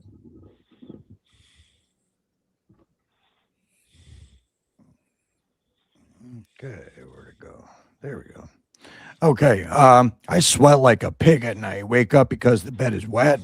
I've been doing this for a long time. I'm currently on cycle. 750 test, 500 masteron, 1.5 to 3 IUs of GH. Could it be that the testosterone dose is too high? I have sweated a lot before on lower doses. Also, I read that it is most common with night sweats from low testosterone levels. Do you have any tips? I'm looking forward to what you guys have to say. I would want to know, following up, has he taken an aromatase inhibitor with this? And then subsequently, I think of low E2 when I think of someone a male sweating throughout sleep, more so than anything correlated to the actual testosterone level. I think that his E2 could possibly be buried. So he may get this super hard E2 modulation effect from the masteron. That's a pretty wild ratio if that's doing that to him. I mean, what was it? 700 tests, 500 masteron. You would think you'd be in the clear from my own experience, but we've talked about it at length. Everyone is totally different. So that could be, I mean, his masteron could be EQ and that could be burying it. Like you never know. Like, could it be sympathetic drive, you think? CNS sympathetic drive, maybe? I would, yeah. I mean, is he super lean? Like, there's a lot of follow-up questions. He's pretty lean. Yeah, he's pretty lean. Like exotically lean though. Like this happens to guys when they're getting ready to for a show. You know, he's probably about 10%.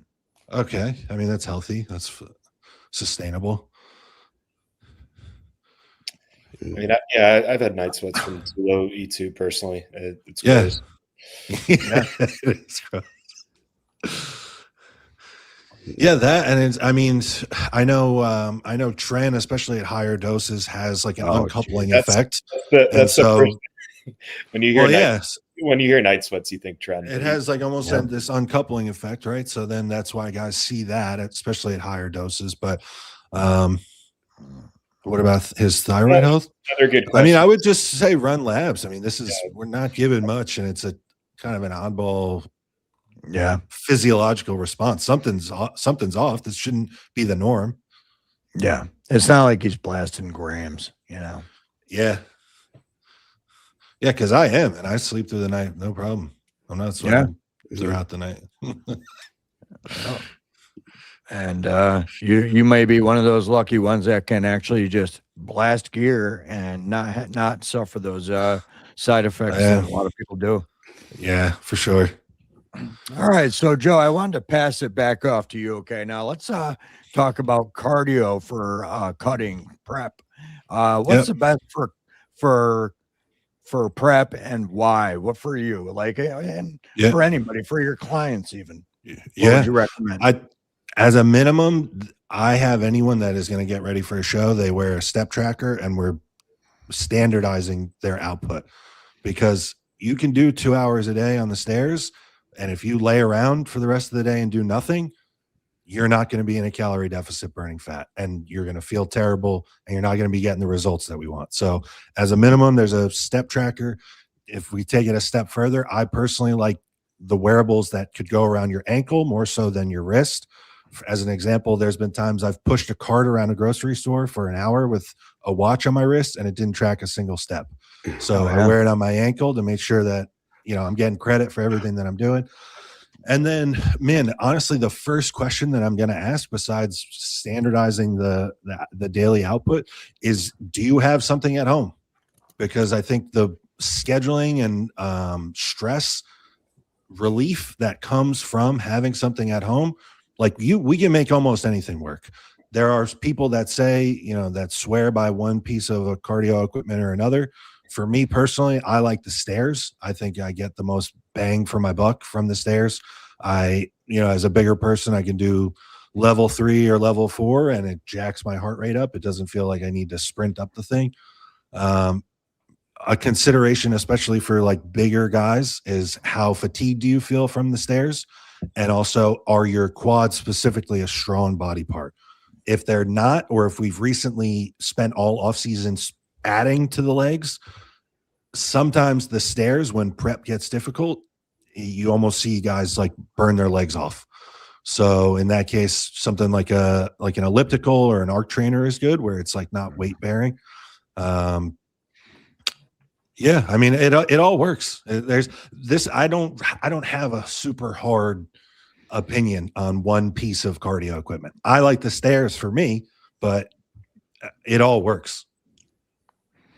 Hey, Joe, we got a friend of the channel here. He's asking, what ankle step tracker do you use? Man, so almost anything that you're wearing, you can find a band that will attach to that device on Amazon. Like if you, like for example, I use a Fitbit Charge 4, and it's not what it came with. I had to search it separately on Amazon. It was like $10.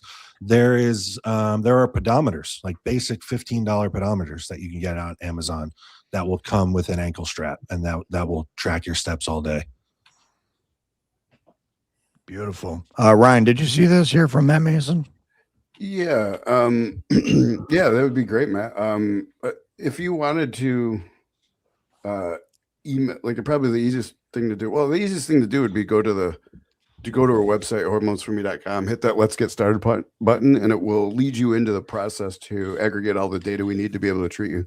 So that's probably the best way to get started. But yeah, that would be great. There you go. Hormonesforme.com. Can't miss it. As soon as it opens up, it says get started. And that's All great. 50 states. Yeah. Yeah, you can't go wrong, Michigan. man. We've been hearing that for a long time. I'm so excited about it. So yeah. Lastly, what I want to talk to you about, Joseph, is just talk a little bit more about PEDs. Okay.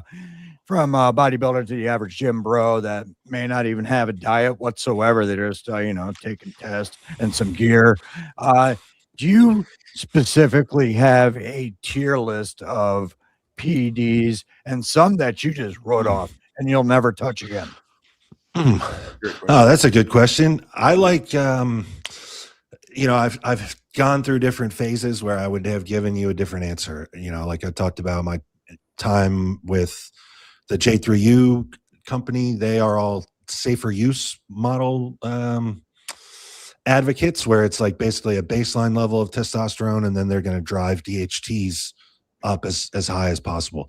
From my own experience, and then when I started to branch off with my own clients, again, this is from a demographic of guys that are like pretty on the ball with most of their variables, and they're pursuing this at a pretty high level. They're wanting to put on size. I like testosterone as a driving force of the cycle. And then really it's like secondary compounds that work for you. Like it might be S tier for somebody and it might be F tier for somebody else.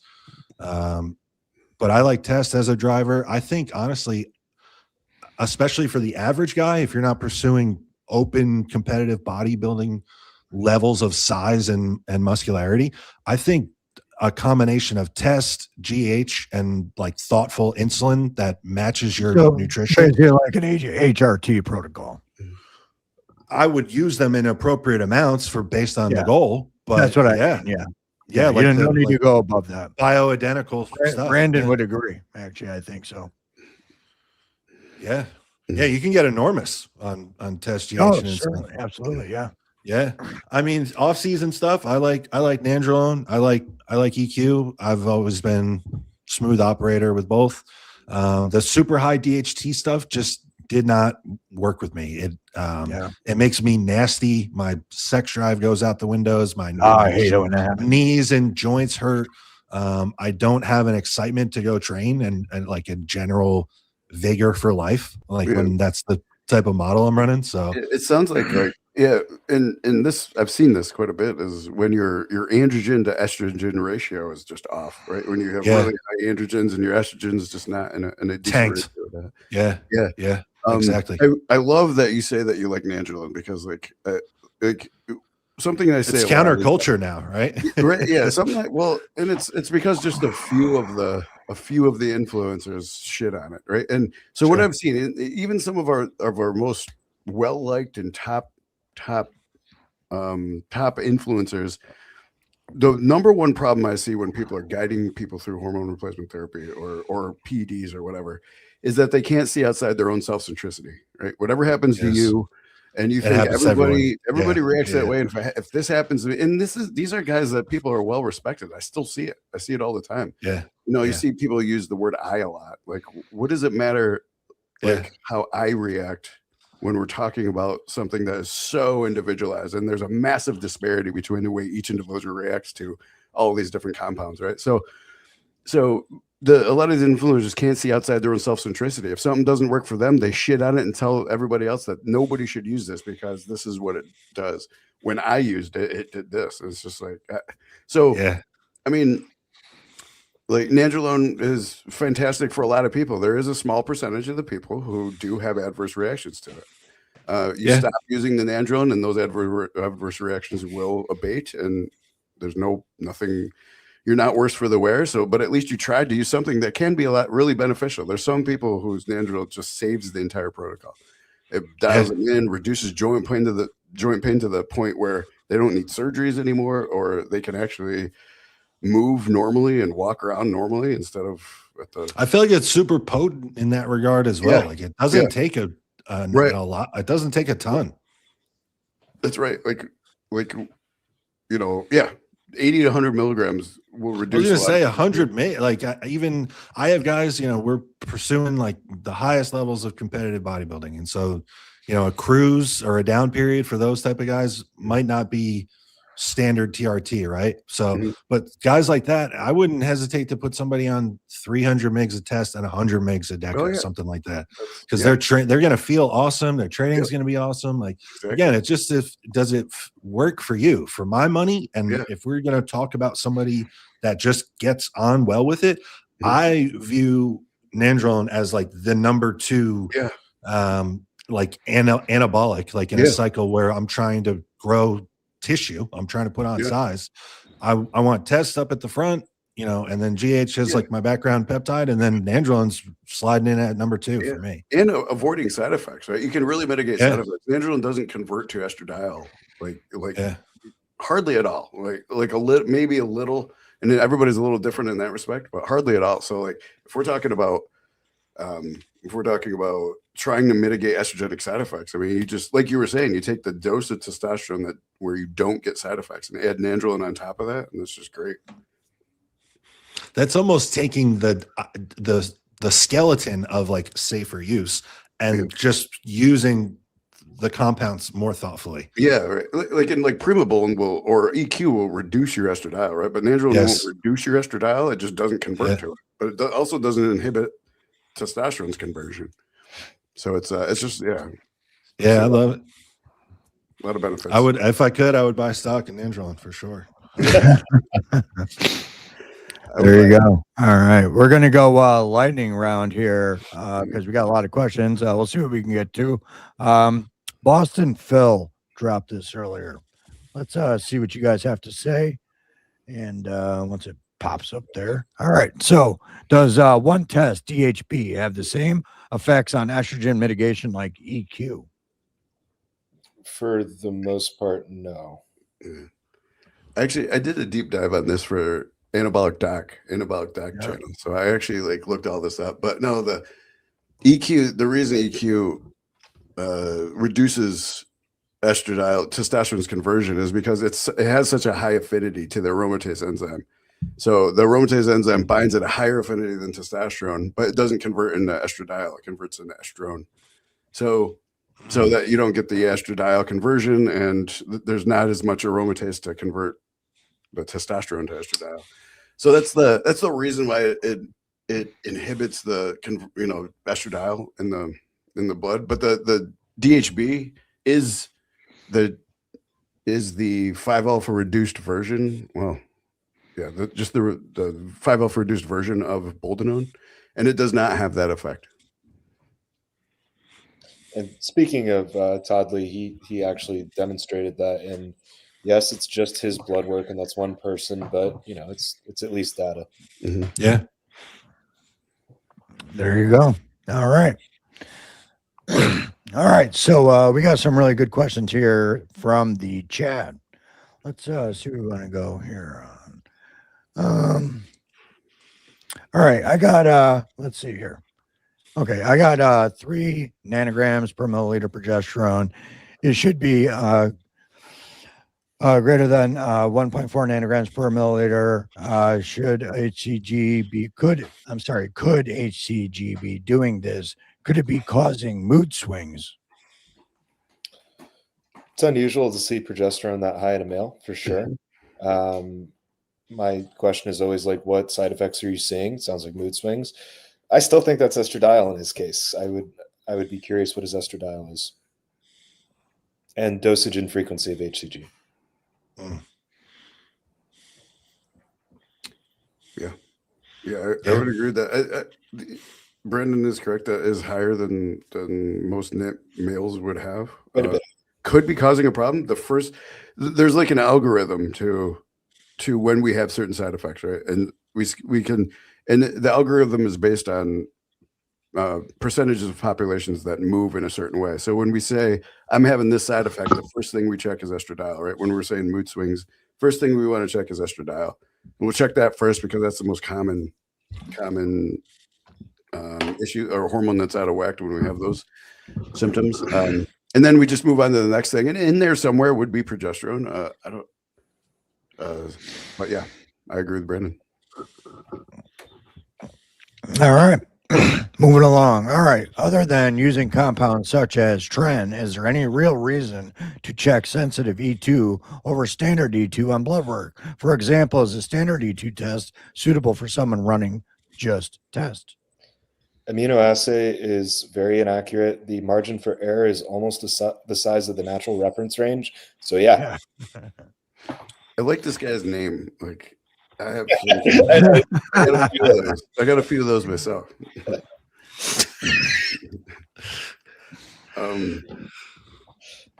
Yeah. So it just depends. It depends on what we're doing, right? But yeah, absolutely. Brendan's totally correct. There's a large part of me that especially if we're doing it, on a TRT basis, or if we're using, I mean, it would be different for bodybuilding. Yeah, you may want to, if you get an immunoassay and it's cross detecting all the estrone and estriol, especially if you're doing EQ, right? Because your estrone is going to be through the roof, and it's reading all that. Like it's going to read your estradiol if it's cross detecting estrone as a really high number. And it's going to be off the charts. Yeah, that's not accurate, right? So we want that sensitive. Now, if you're at TRT, my position is why test estradiol? It's if we're on TRT doses, right? It's just a function of, is the estradiol causing a problem? If not, it's fine. Right. If it's causing a problem, let's just do something to mitigate that side effect and then we can do it. But like I think the numbers just confuse people because so many people, like if you go on support forums or like Reddit or whatever, these forums, like the number one talk is estradiol. What about my estradiol? If you have somebody guiding you that's worth their salt, estradiol is not a problem. It's not hard for us. I'm sure for Joseph, for anybody who's good at this to mitigate estrogenic side effects, it's really easy. It's not a problem. It's not going to be, I mean, maybe you'll have the side effect, but we'll mitigate it right away. It's more a function of how you're reacting to it than that's really a fair point. Like if cost is a consideration, because obviously sensitive does more. And especially if you're just a TRT guy, like sure, this is assuming you have somebody who has a brain who's looking at it for you. Immunoassay is fine. Like the majority of my patients are getting immunoassay. Just I mentally like factor in this could be off by this much. And again, we're more going off their symptoms than the value anyways. Okay. Everybody, if you could hit that like button out there, it'd be greatly appreciated. Yeah, also drop comments. That'd be awesome as well. We're going to get to Condon, then 2 more questions. Then we're going to give it off to Joseph so he can go ahead and plug his channel, talk about the One More Rep podcast. He got nominated for Podcaster of the Year. A real talented man on the mic. And I'm really hoping that Ryan can get on for a collaboration with him sometime in the near future when he has an opening. So from Condon here, congratulations, guys, on all the 50 states. Thanks, Condon. You've been with us for a long time. We really appreciate it. Have there been any issues with compounding pharmacies getting in raws, considered the UGL market has dried up a bit on some compounds? It's a great question. They're getting the testosterone. So it's not like they haven't been able to get the testosterone raw powders. Yeah. So I guess that's about all. Like a part of me, the Chinese raw, it's all similar, right? It really only comes from a few factories, and then it just gets dispersed out from there. A lot of our United States pharmacy powders do come from China. There are FDA approved manufacturers in China, and So, I mean, like a part of me was like, is this going to cause a problem? Now we haven't seen it yet. But it's an interesting question, right? So we haven't seen it. We haven't seen it be a problem yet. I don't think it will be, to be honest with you. But you can kind of logic it out. Like if you are a distributor of testosterone or like a manufacturer of testosterone in China, who do you cut off first? Like McDonald's? Like you're going to cut off like the most legitimate purchaser of your testosterone, or are you going to cut off the UGLs first? Yeah. Yeah. And also there has not been a supply like issue with, so if you're asking in regards to like your UGL supplier now having a slower ship time and stuff like that, that's because of customs. That doesn't have to do with supply. That has to do with the actual logistics of getting it here. That has increased tremendously. So that's why you may see certain things like testosterone out of stock. It's not that there's a lack of supply. There's a now disjointed supply chain. It's not the same thing. Yeah.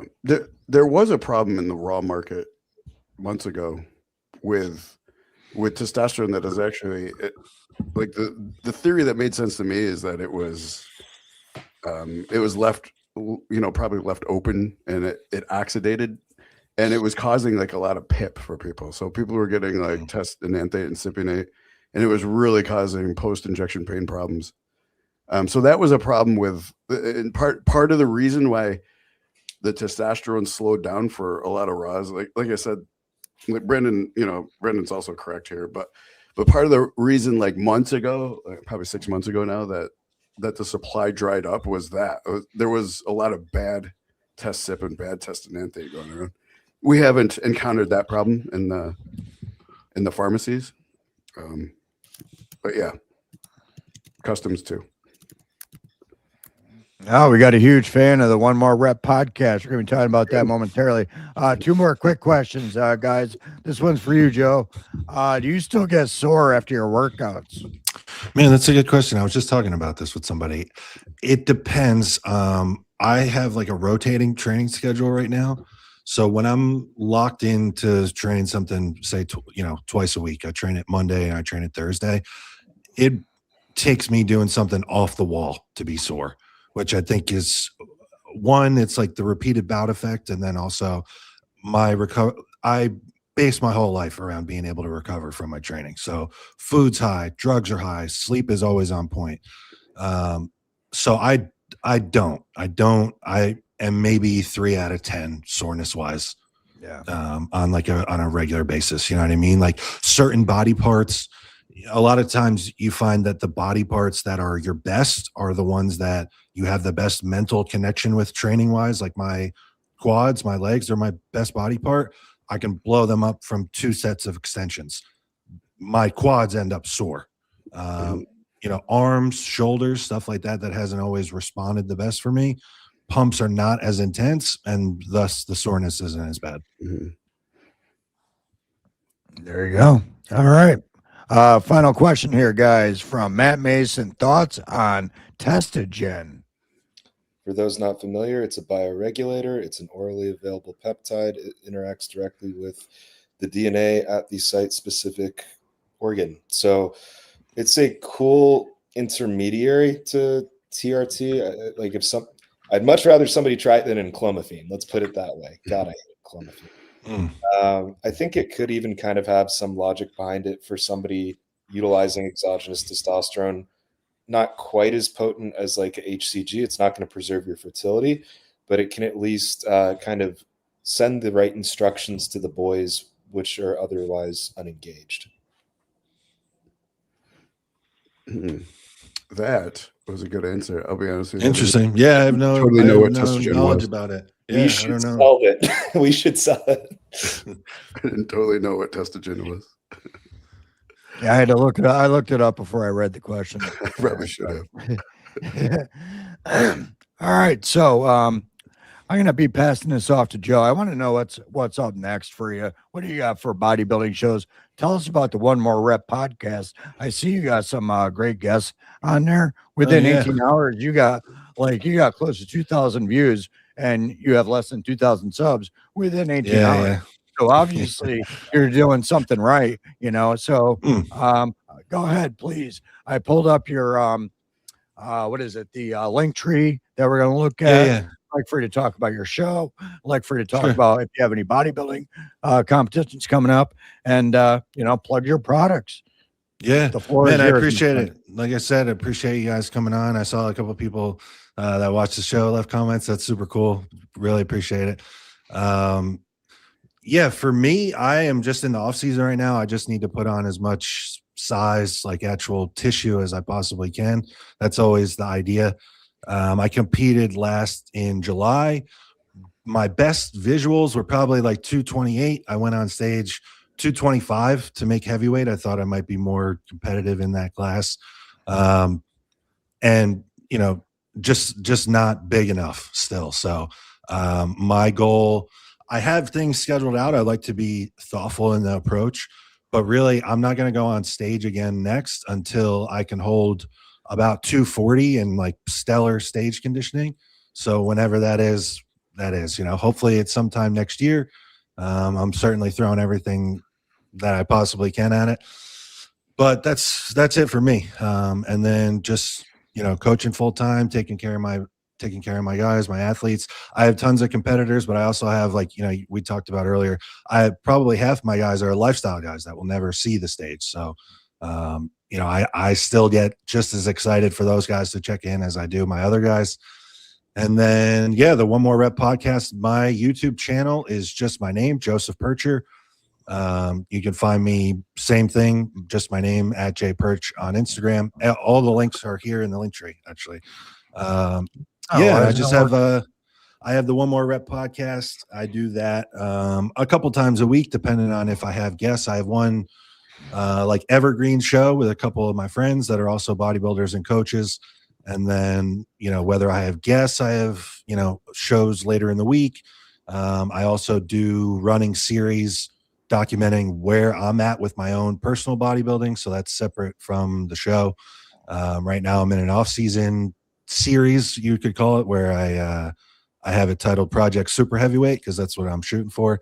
So on like a weekly or bi-weekly basis, I'll go in and dive into my own bodybuilding, what I'm eating, what I'm taking down to the milligram, PEDs, peptides, what my training looks like, any type of feedback I've got going on, diet changes, current, physique photos, all that stuff. I do a full day of eating videos. So it's like a series, I have the podcast, and then I have separate series where I kind of make it more self-serving, I guess you could say. But the podcast really is just all about providing information. I love bodybuilding. I have for a long time, and I will until the day that I die. It's literally all that I consume in terms of content. People ask, what do you like for shows? What do you like for Netflix? What music do you listen to? Right. I don't really fuck with any of that. I listen to bodybuilding information and things that are going to take me to another level in terms of knowledge. So whether that's listening to other bodies' experiences, listen to shows or people like Ryan, just I'm always trying to learn. And so the channel and the podcast are really just about delivering information that someone in my shoes would find to be valuable. I think about my videos like a transaction. If you're going to pay me with your time and sit through and listen to what I have to say, you should be able to walk away with something valuable in return. So that's really the entire idea is like, if 22-year-old me listened to this video, is there something I could take from it? And that's just the basis of all of it. What's next? I really don't know. I had someone ask me recently, like, what's your vision for the channel? Where do you see it going? And it's like, guys, I just am trying to put out information that will help you. I don't have like a big vision. Maybe I should, or maybe I need to start thinking about it. But I put out information that I think will help people. When I have someone that I would get excited to speak to and learn from, I have them on the show and I share it with the people that watch. And that's really it, man. I try to be honest. A couple of people have commented on the honesty. I think there's a lot of information from really top level bodybuilders where they share their experience. And I'm not saying anybody's lying, but I don't know that it's always super relatable. You take guys that are top 5 at the Olympia and they're telling people that they only take 600 milligrams a year. Yeah. There's not much that I know I listen to that and I'm like, well, I can't really take anything from this. So it's like, a big part with sharing my own process is like, man, here's someone that was not meant to be a bodybuilder, someone that has just poured everything into it, how would you approach it if you were this middle of the road genetic person? What goes into trying to pursue high level competitive bodybuilding? This is the truth, you know, or my truth. So yeah, that's really everything. I have to give a shout out more so than any other company or affiliation to NutriBio Supplements. They are a company that are based out of New Jersey, and they are truly, you know, as someone I mentioned earlier, I've worked in the industry. They are truly the best. They are the only company in the US that third party tests every batch of supplements that they put out, and then they post the results for everyone to see on checkmysubs.com. So I know when I take something, whether I'm, you know, pre-contest, trying to put on size, whatever, I know that what I'm taking is what is on the label, which is more than what I can say for most supplement companies in the US. So yeah, just I have to give a huge shout out to them. They've backed me for a long time, and the amount of support is incredible. And yeah, and if you're interested in physique or bodybuilding coaching, you can find me on Instagram. I'm on there all day. I'm on my phone answering people all day. So that's my spiel. We'll certainly put everything, your link tree. Oh, everything's going to be in there for sure. In there, it's great. I appreciate it, guys. One of the things that I, you know, that I can relate to, and that what makes me know is A, you're a good guy, and B, that you're going to be successful, is that there's no intent behind doing this. It's just to help people, right? And that's it, man. When you realize about what makes good business, what makes good people, and actually what drives success, it's you using your assets leveraging your assets to help as many people as possible in the most meaningful way, right? It's just about helping people. Like a lot of the people who just try to go out there and get money, and they're just like, well, how do I make money? How do I make money? You're looking at the wrong thing. You got to create value for yourself first. Just help people, and being focused on that is what makes, like I said, makes a good person, and will lead eventually to success. So I certainly wish you all the best. I'm going to reach out to or get on your website and probably actually use some of those supplements. Oh, awesome. Yeah, they're the best, dude. They're the best. So it's great. It's been great having you on. We really appreciate it. Yeah, it really was. Thank you for coming out tonight. Really Yeah. appreciate you getting back to me. I know it was a late response, and I hit you up early asking you to come on Tuesday, but really awesome having you on, man. It was a good show tonight. Thank you, everybody, for coming out. Brandon, especially. Thanks, Brandon. I know you're working your ass off all day, then you come out here at night. So we will be back next Tuesday.